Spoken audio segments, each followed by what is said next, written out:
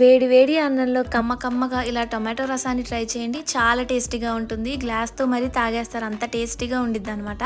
First అయితే దీనికోసం ఒక 6 దాకా టొమాటోస్‌ని వాటర్ వేసుకొని ఉడికించుకోవాలి. తర్వాత 5 వెల్లుల్లి రెబ్బలు, 1 స్పూన్ దాకా జీలకర్ర, హాఫ్ స్పూన్ మిరియాలు, కొద్దిగా కరివేపాకు వేసుకొని కచ్చపచ్చగా దంచుకోండి. తర్వాత టొమాటోస్‌ని బాగా మెదిపేసుకొని మన పులుపుకి తగినట్టు చింతపండు రసాన్ని వేసుకొని ఒక 2 లోటాలన్న వాటర్ వేసుకొని మన రుచికి సరిపడినంత సాల్ట్ వేసేసుకొని కలిపేసుకోండి.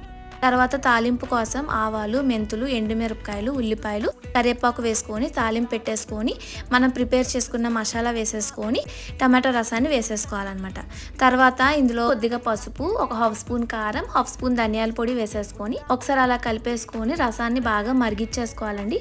బాగా మరిగిపోయాక లాస్ట్లో కొద్దిగా కొత్తిమీర కూడా వేసేసుకొని నిమిషం పాటు బాగా మరిగిచ్చేసుకొని వేడి వేడి అన్నంలో రసం వేసుకొని ట్రై చేయండి. చాలా టేస్టీగా ఉంటుంది. ఎలా వచ్చిందో నాకు కామెంట్ చేయండి. నా వీడియో నచ్చితే కనుక లైక్ చేసి ఫాలో చేసుకోండి.